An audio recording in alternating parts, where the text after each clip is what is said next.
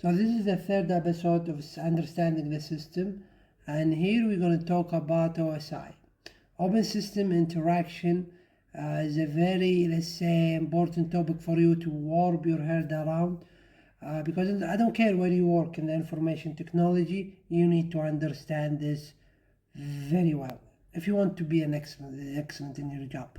So here we have the OSI model and everything you need to know about. I tried my best to keep the information concise, simple, and well presented. First of all, what is OSI? It stands for Open System Interaction, as we said, and is a conceptual framework designed standardized by ISO, an entity that standardizes a lot of things in the internet, from protocols and models and so on. And they designed this basically to split communication over the internet into 7 abstraction layers. And abstraction is a very big word, right? If you work in networking, software engineering, hardware engineering, you hear that word because abstraction is everywhere, right? Abstraction everywhere. Our reality is abstracted to some degree. So the definition here for OSI says basically the open system the open system interaction model, OSI model, is a conceptual model developed by the International Organization for Standardization, ISO, and it split the communication between two machines into 7 abstraction layers. And here we have the diagram we're going to talk about shortly, but first we need to understand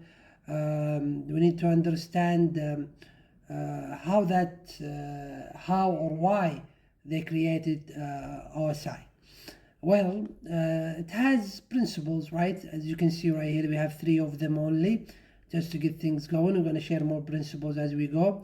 So here the first principle says we need to create separated layers to handle functions. And what do we mean by functions? We're going to understand that shortly.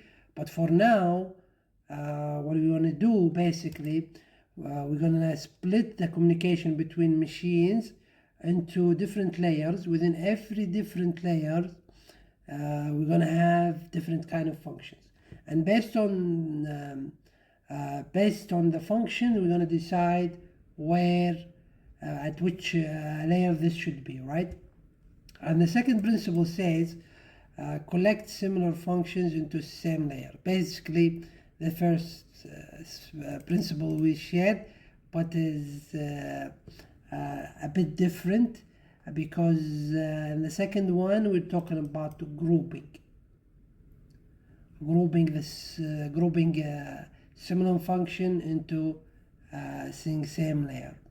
And finally, select boundaries to classify functions at specific layers. As you can see, it's basically all it says we need somehow to standardize the way we organize the communications that happen across different layers in the network, between 2 machines in the networks and across in the application through the network, through the physical layer. And here this what basically says, this breaks OSI from a complex subject into digestible single functions chunks. And that's going to set our sail, and this is how we're going to explain OSI. We're going to break it down into simple chunks. Each chunk is a layer, and as you can see right here on the screen, we're going to start with the physical layer.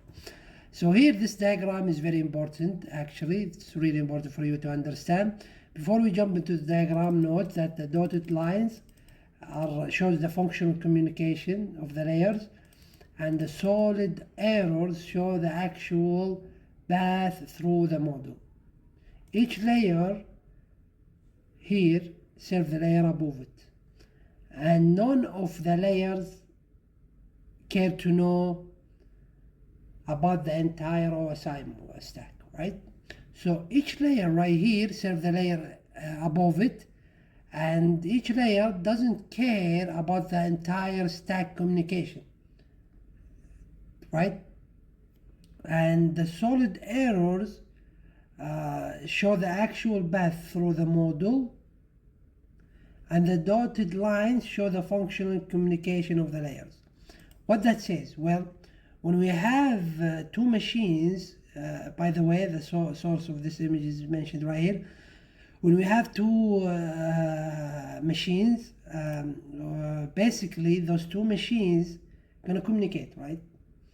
And OSI facilitate the communication for users and applications.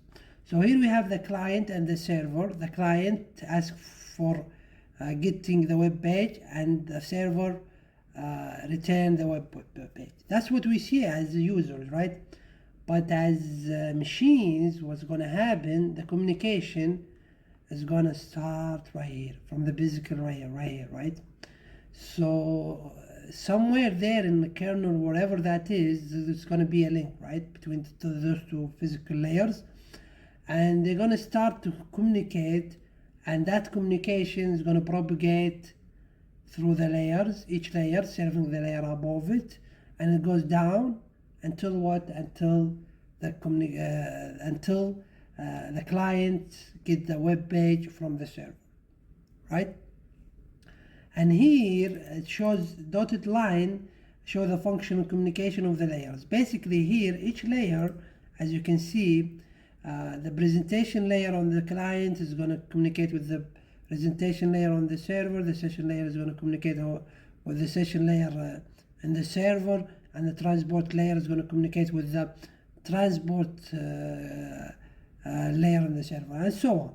And this is very important for you to understand, because it's bottom-up approach of a communication, not what you think,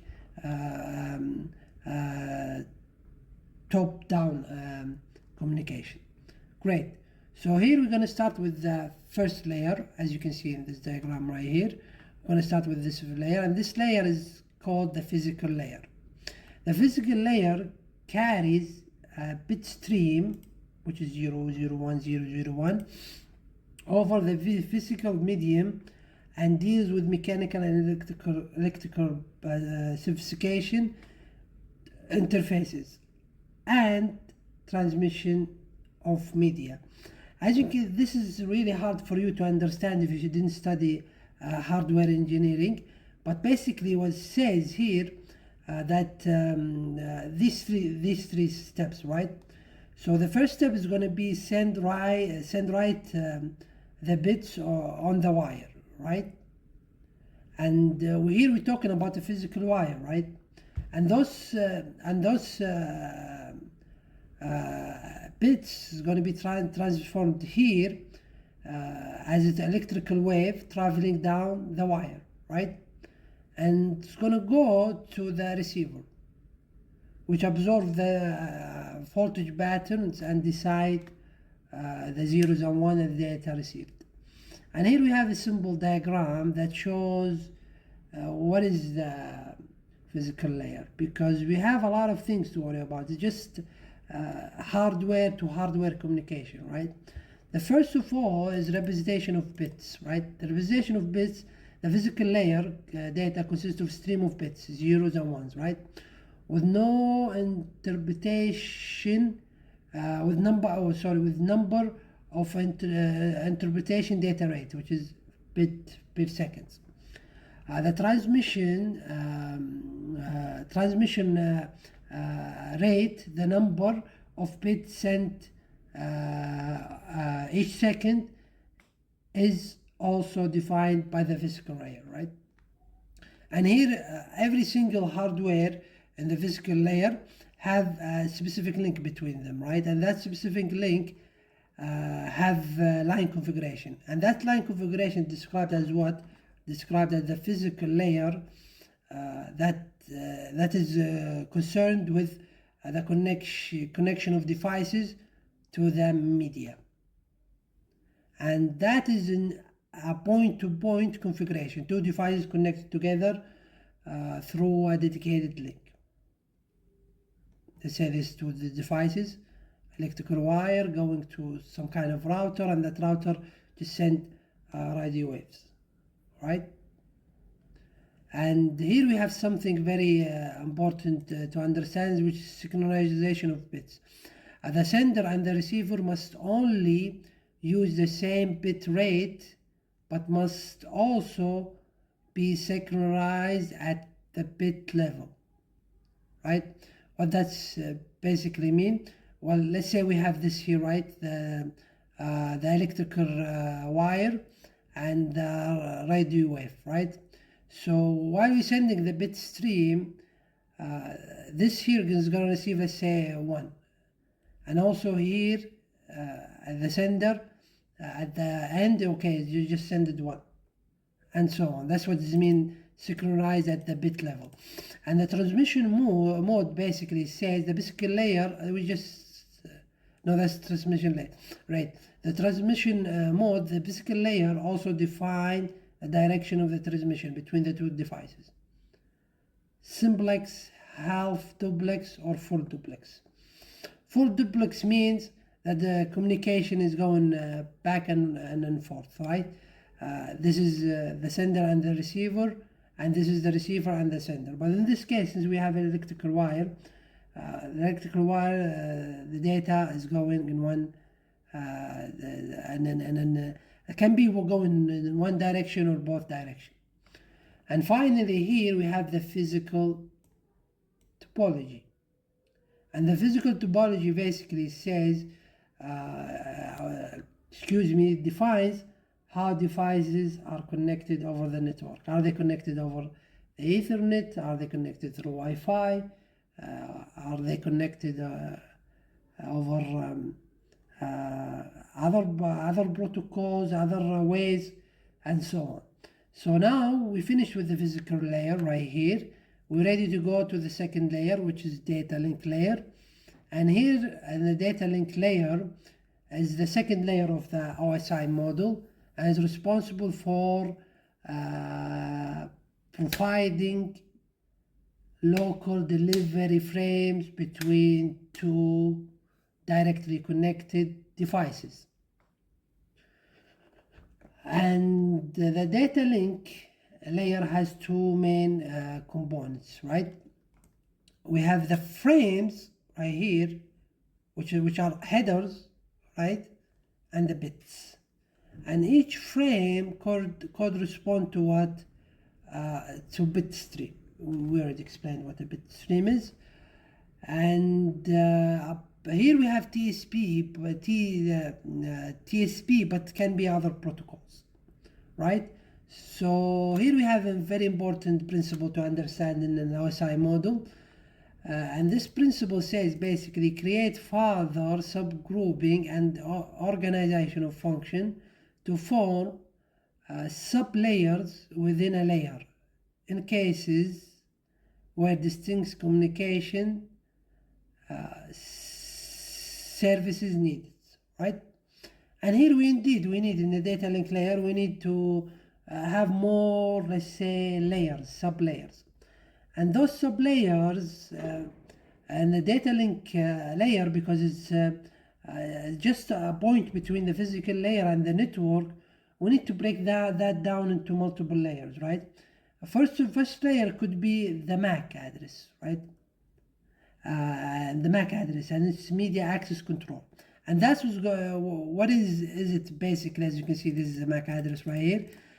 It's a unique hardware identifier assigned to a network interface. For example, Wi-Fi, Ethernet, whatever that is. Your iPhone, your Samsung device, your iPad, your laptop, all of them have a MAC address. And why they need a MAC address? Well, how else are they going to communicate over the network, right? How else are they going to communicate over the network? And this is very important also for the physical layer. So when we transition from the physical layer to the network layer, we need an address, right? We need an address, that point to the physical layer, and that address is the MAC address, right? And here also as well, we have the IP address, which is for the network layer, and can be two things, IP4 or IP6.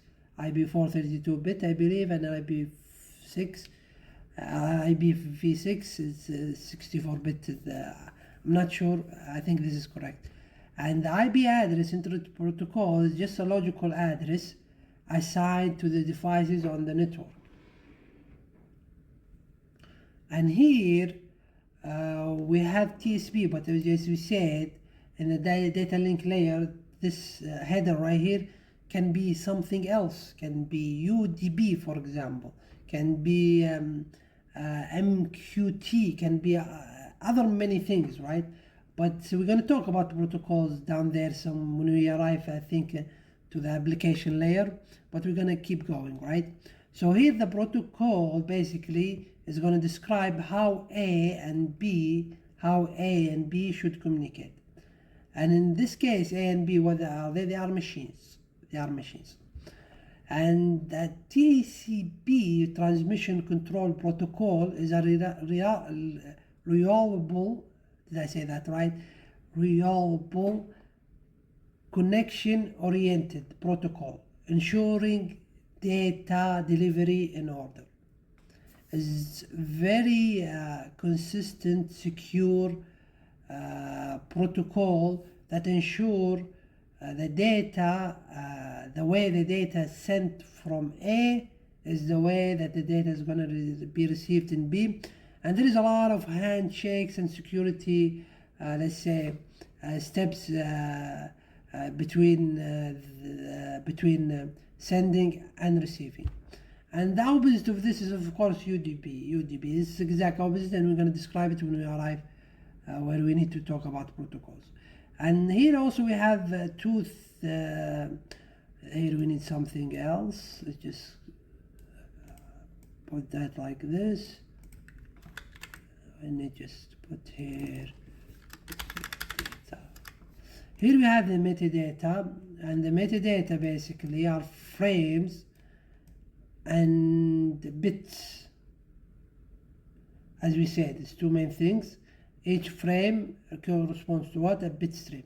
And the data can be anything, can be text, images, videos, malicious raw network buckets that making people 24/7 holding their hand, putting their hands on their head, and so on. So here we have, and the data can be anything, right? Text, images, videos, raw network buckets, and those basically are a unique. No, this is a unique. No. This is a mistake.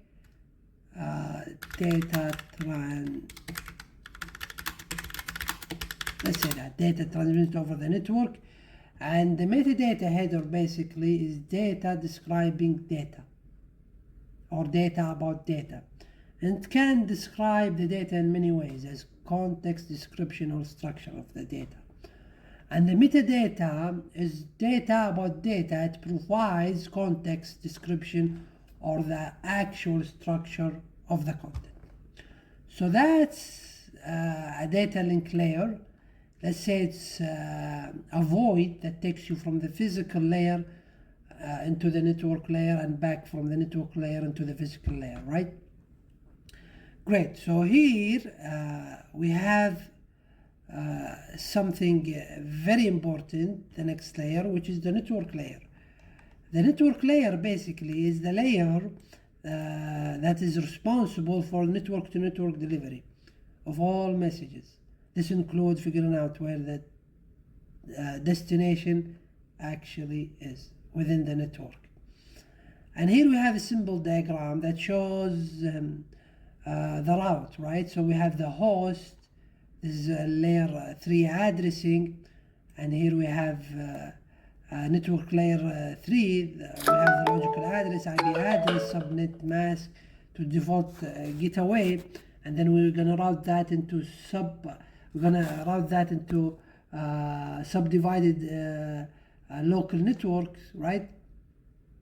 If the network is subdivided, and here we have internetworking such as routers, switches, firewalls, whatever that is, and that goes right into what it's going to connect multiple network, and they call it the networking quality of service. And then here is prioritize traffic, and it sends error notification is needed, or it's going to send the traffic where it needs to go. And here we have some notes. We have first of all, the logical address is the network layers adds a header to the bucket coming from the upper layer that, among other things, include the logical addresses of the sender and the receiver. So here, as you can see, that link, basically in that links, we're gonna have IP addresses, MAC addresses, and a lot of logical addresses that helps us facilitate that communication. In the routing layer 3, addressing is subdivided into millions of local networks if that needed, like VLANs, your Docker network, and whatever that network is. And here layer 3 also addresses as hosts are configured with a more limited context. For example, my location, I can go access everywhere on my workstation on this device, right? Else, spoiler alert, that means IP addresses, subnet, subnet mask, default gateway. They are the same things right here. So here what am I on the internet? I'm an IP address. That's it, right? My location, what is my location? Is a subnet mask on the much bigger network. And everywhere, what is exactly everywhere for me as user browsing the internet is some kind of gateway on a network.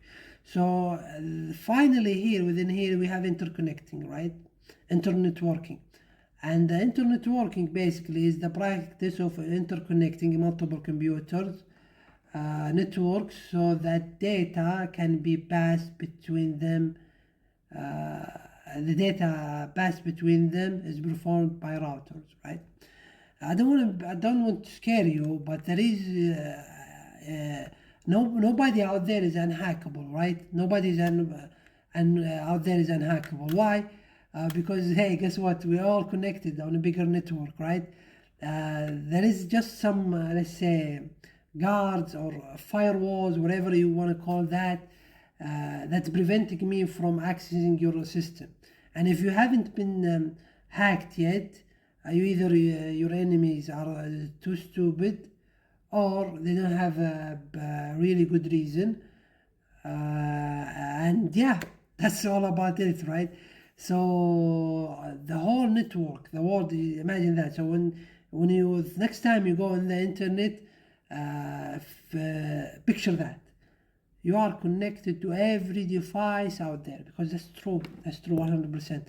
In order for internet to function, that has to be a fundamental truth. But the reason is so people first of all started with this, and they started to put a lot of layers, a lot of protocols to ensure the internet is secure, right?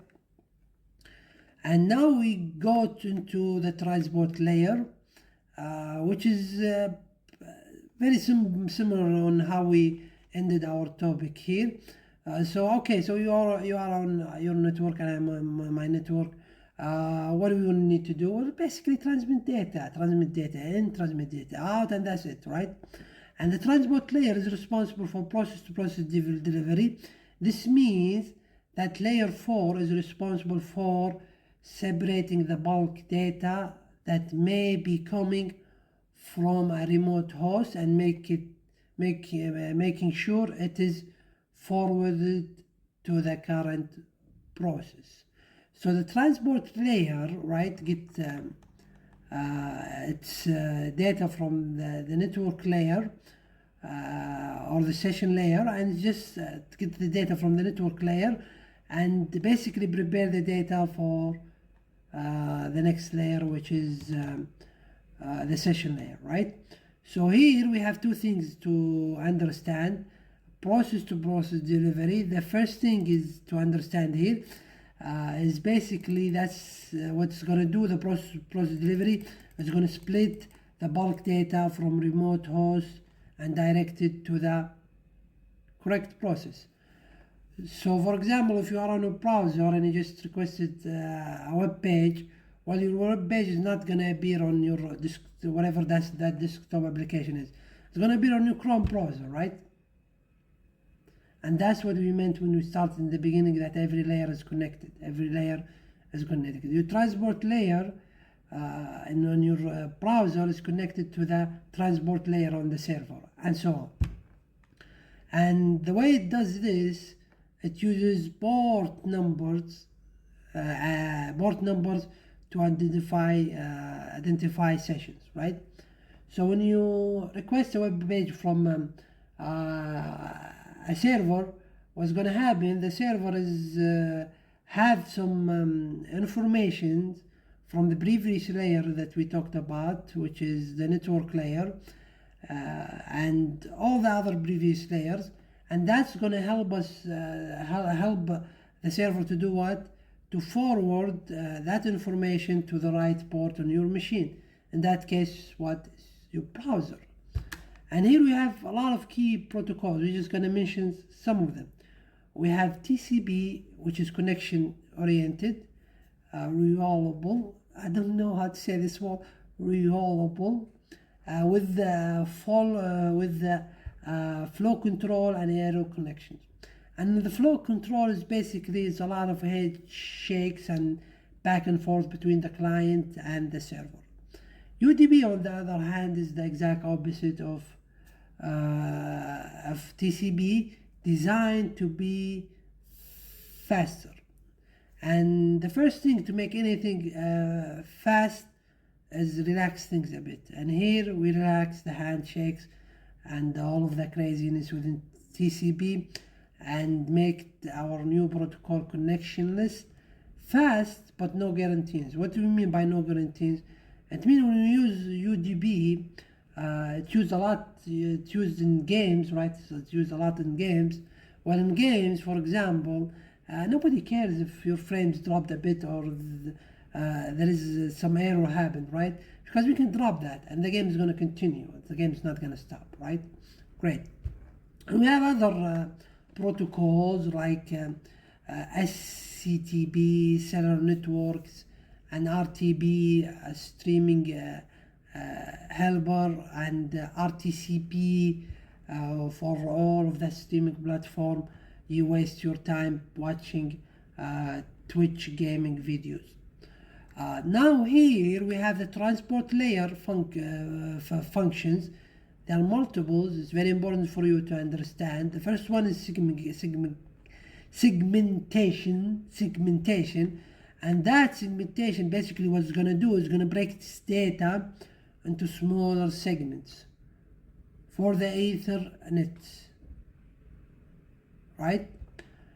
For example, here, let's say we send large data, a video over the network, right, inside our transport layer. So what our transport layer is going to do, it can do a lot of things, but one of the things it's going to do is going to segment that, right?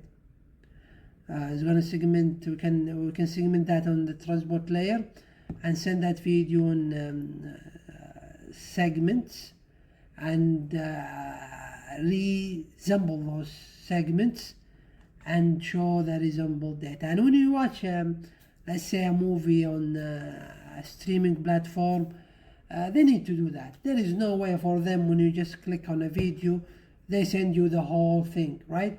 They break that thing, that movie you want to watch into segments, and just send you that segments over the transport layer. Great. So the second thing for our transport layer is flow control, and the flow control basically slows the transmission if the receiver is overwhelmed. It allows us to control the communication between the two transport layers. For example, if we requested a very large video, let's say file over the network, you might notice there is a time, right? And if your network for whatever reason got slower, that time is going to increase right away, right? Well, how that happened? Over the transport layer, of course, right? Because here we have control over it. We have flow control. We just send the data, and the receiver will say, hey, I only can take window size of 2, right? My network is not doing so much. My connection is very low, very weak, and it's gonna return the data and wait. Great. And here we have very important thing in TCP, which is error correction. And TCP protocol, for example, error correction. And the error correction will checks for uses checksums and sequence number to detect and correct errors. And here we have a simple diagram. We'll just send the data plus checksums. It goes on the network. Is it corrupted? The receiver will check that checksums. If it's yes, if it's no, if the data indeed is corrupted, it's going to request resend. If it's not corrupted, it's going to accept the data. Great. Here we have 2 protocols, very important protocols for you to understand. Very, let's say, transport layer oriented. Here we have the TCP. We already talked about it a bit, even compared them. It's connection oriented protocol. Uses handshakes, acknowledgements. It's very secure one. It's reliable, but it's very slow, right? So it's a trade-off between reliability and performance or speed. Here, on the other hand, we need something different for different use cases, and that is UDP, right?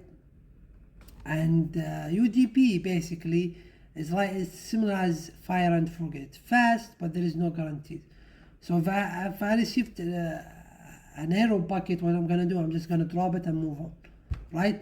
Great. So here we have a very important OSI concept to understand, which is encapsulation.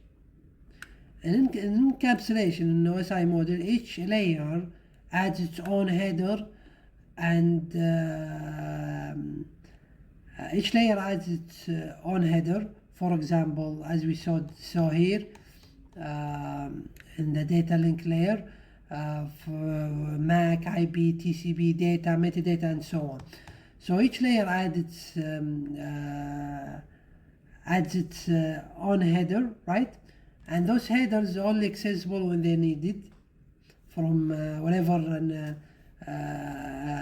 let's say layer we are on the stack. And here we have an example. For example, here we start with MPEG video. We're gonna add an RTB header streaming, and then we're gonna get a UDP header L4, and then we're gonna get the IP v6 header, and then finally we're gonna get Ethernet header. Great. So right here we have very important stuff related to encapsulation. The way we're gonna do encapsulation, how? Well, first of all, segmentation. We're going to fit into data into the network limits, and the port is going to allow us to run multiple apps at once, and flow control, which prevent data avalanche. What that all mean? Well, we just explained it here, right? Great. So the transport layer is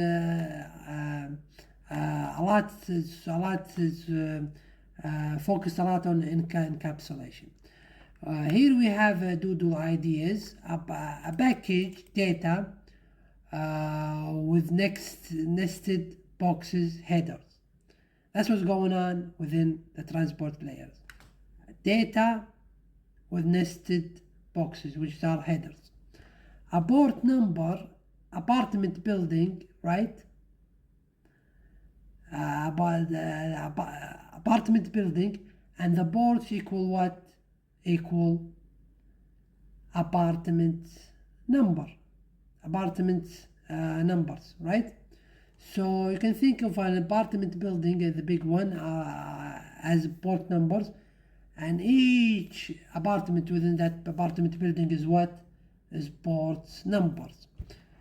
And here we have very important doodle idea, and it's called TCP UDP as a postal service. TCP, tracked mail. UDP, postcard. You see the difference? Because in tracked mail is more prestigious, more adequate, right? UDP is very fast, right?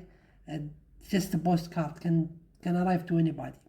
So here we have session layer 5 session, and within that layer 5 session, the session layer established a structure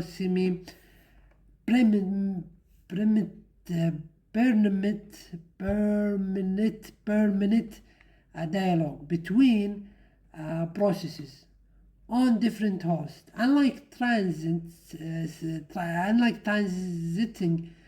single messages exchanges, this layer enables sustained communication session, optimizing efficiency for ongoing interaction. For example, we can on my machine I can play a game and some port is gonna communicate with the game servers, and the traffic goes back and forth, right? And the session will be what the battle royale I'm playing and whatever I'm playing, right? Whatever I'm playing, and that's very important within the session layer. And here we have key functions of the session layer. First of all, we have the session establishment. The session establishment, basically the purpose of it is negotiate communication parameters between hosts. We're gonna define rules like authentication, authorization, and we're gonna validate the participant within that session. We're going to use authorization and authentication to validate the participant, right?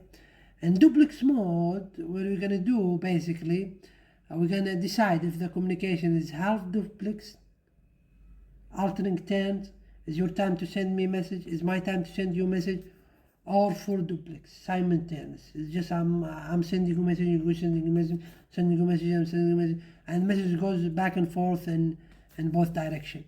And here we have a simple diagram. Host A send the session request of duplex mode, return the session acknowledgement, and the session here is what is established between host A and host B. And that's very important. It's very important to do because we have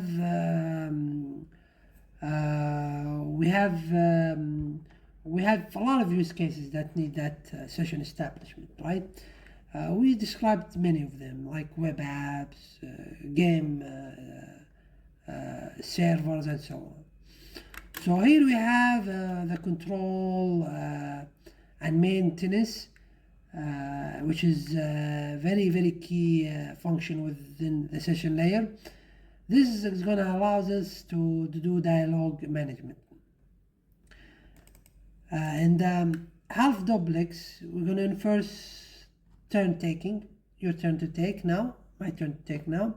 And full duplex, for example, what we can do is coordinate bidirectional flow, and in flow control, we're going to signal readiness to receive data. And here we have a simple diagram. Host A transmits to host B, right? And it's going to send done token release, and it's just going to return what done token release. This is what, if you saw this diagram, is it full duplex or is it half duplex? Of course it's half duplex, right? It's just they are taking turns. Here we have something very important as well, which is synchronization and checkpointing. we need to make our let's say session layer is very robust, right? We need to be able to checkpoint, insert into data streams to mark progress or retrieve our previous progress, right?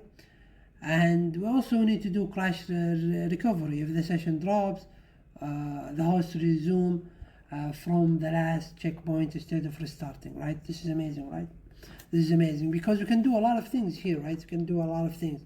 For example, I can issue a session for a day from my web server, and you just open your website and you just go click on the website. Voila, you are in, right? You are into my website. How? I didn't log in. Well, this has to do with the sessions, right? I can do checkpointing within session within layer 5, right? Layer 5 session layer. And we have other important OSI concepts, but let's talk about this right here. So we're gonna explain the difference between logical and physical addressing. Here we have a very important note. It says the OSI model uses layers addressing to route data precisely. So here, from the application layer, we're gonna move session ID, right? We're gonna move from application layer to transport layer. We're gonna move session ID from transport layer to network layer. We have, for example, port. From network layer to data link, we have IP, Internet Protocol. From the data link to the physical layer, we have what? We have MAC addresses. And that's really great, that's really great. Basically, what we're gonna do here, which allows us to really facilitate the communication, right? Within every single layer, we have some kind of address that give us some information about that layer, right? And after the session layer, we have the presentation layer, which is very, very important layer. I don't understand one of very knowing YouTube channels out there, and very knowing in the software industry. It says, you know, it's nonsense. All session 5, session 6, and session 7, they are just one layer. You don't need to talk much about them because there is not much practicality in talking about each one of them. No, your practicality is for quick videos, for people who want to feel like they understand but they don't understand anything. So here with the session layer, with the presentation layer, it allows us to ensure that data exchange between system adhered to agreed upon syntax structure and semantic meaning, enabling seamless interpretation despite differences in native formats.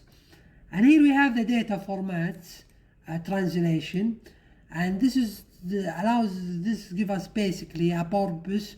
The purpose of it is to act as a universal translator between applications. And the process, basically, the sender is going to convert application specific data, JSON, XML into standardized network format, for example, ACN1. As you can see, the presentation layer, from what we said so far, is all about transferring data to the other layers.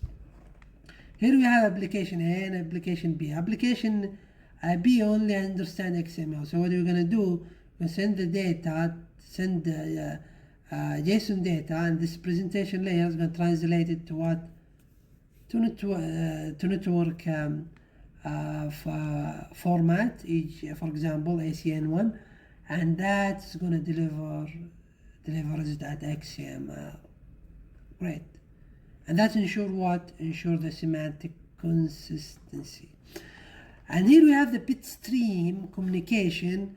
The bitstream communication basically says what? We're going to transmit data as a sequence of bits between peer presentation layers. Okay? And it's going to give us keys insights. is going to give us bit streams abstracting higher layer into what? Into a transport agnostic form. So here we have high level layers, and we need to transform these high level layers into what? Into bit streams that the lower layers that understand. And who's going to do that for us? The presentation layer. Right? Great. So here we have a couple things we already talked about. We have sorry, I'm mixing stuff together. Here we have for duplex. Here we have duplex. Here we have different things like multiplexing and duplexing, mux and demux. And the purpose basically, which allows us to either combine data of different format or separate them. Right? And the purpose is, as we said, is combines or separate multiple data types, videos, audio, into single bit stream and separate them. For example, video conferencing merges audio and video streams for synchronized transmission. And here we have the sender. We have video and audio, and the video and the audio is going to go to mux, and the mux is going to go to a single bit stream, and that single bit stream is going to go to the network, and the network is going to go to the demux, the receiver, and the video, and the demux is going to separate them into video and audio. Right? Great. So here we have the encryption and decryption. And that encryption and decryption secures data by rendering it unreachable, and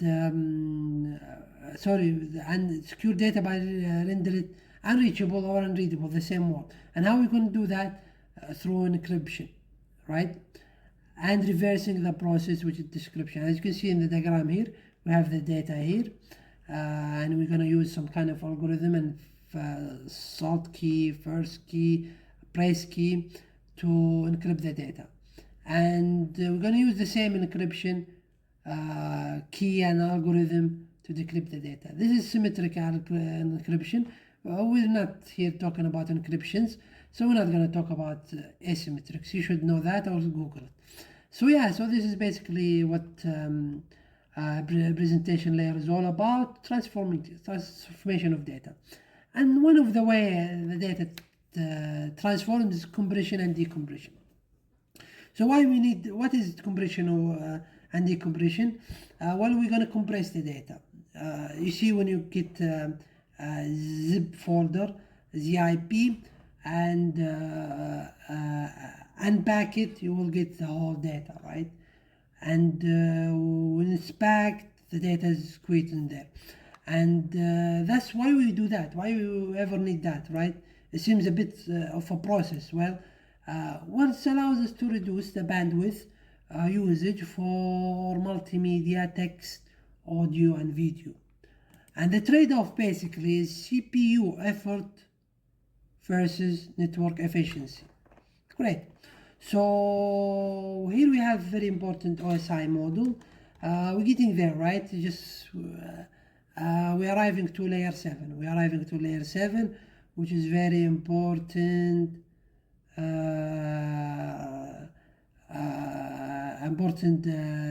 Layer to talk about in details. Here we have an OSI concept, a very important one to understand, is the process separation. Well, here we want to separate processes within the presentation layer, and also within all of the layers when we need that, right? And for example, application program is a user-facing software. Let's say IPTV player.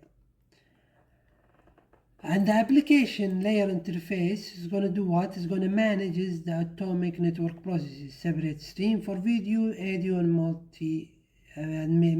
metadata.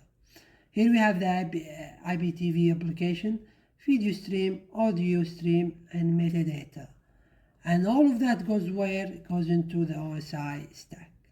And that's what basically the presentation is all about. Presentation layer is presenting the data to the other layers. Now we have very important one, which a lot of you are already familiar with, I guess, which is the application layer, layer 7. And the application layer empowers users, human or automated, to accomplish a task over network by providing high-level communication interfaces. It focuses on task completion by leveraging a helper protocol and abstracting lower layer complexity. And here we have a core role, task-oriented communication. The application layer is very task-oriented, right? It's very task-oriented. Here, for example, this is a synchronous communication, by the way, if you don't know that. Protocols, communication can be between server and client can be synchronous or asynchronous. Synchronous like HTTP, RPC, gRPC, or asynchronous using message brokers like Kafka, RabbitMQ, and whatever other solutions out there over MQTT protocol. And that's basically allows us to communicate within the application layer using different protocols for different use cases. Here we have, for example, the user the task request within the protocol. The network arrives to the network and it's going to return what the user task. And it's very user-centric, the application layer. Directly interacts with software, AJ browsers, email clients, or whatever that is, and provide network abstractions, hide underlying technicalities like net routing, session, data formats. And it's very protocol driven. Uses very specialized protocols to standardize task execution. Unless you are a fuzzy user. So here we have key helper protocols on very knowing protocols. So we have a real-time streaming protocol, RTCP, use case controls, video, audio streams, and whatever that is. It has multiple use cases. Like for example, something not mentioned here, security cameras use RTCP protocols, and also we have domain name servers, servers, which is directory service. You can think of it as a phone number for the whole internet. Every single domain out there is pointing to some kind of IP within some one network. And this diagram here really describes that. The user is just go to type for example, exadrow.com. That request goes to resolver DNS like Google DNS 8088, and that resolver is going to return the IP, and the IP is going to be used to access that network layer, and all the magic that we talked about in the OSI stack happens, right? And actually DNS is more complicated than that. I'm just trying to simplify the idea for you and give you food for thought. And here one very important OSI concept to understand is abstraction. We already talked about abstraction, did we? I'm not sure, but the abstraction is a very important concept to understand, and it allows us to isolate what task does from how it's achieved. For example, here user sends an email. That's what the task does, right? Now how the task is achieved is very different, right? It needs to go to the application layer. We can now, with the question how the task is going to be achieved, we can have multiple abstraction layers, and then within every abstraction layer we're going to have specific function. Here, for example, if we're using a CMTP protocol to send the email, we're going to have the presentation layers do some kind of encryption between the client and the server so nobody spoof the traffic, and the session manages the connection and send that to the lower OSI layers. So that was everything on OSI model. I was trying my best to be detailed, but also to present this as simple as I could. Thank you for watching, and we have more inshallah next Friday. We're going to talk about another topic in understanding the system.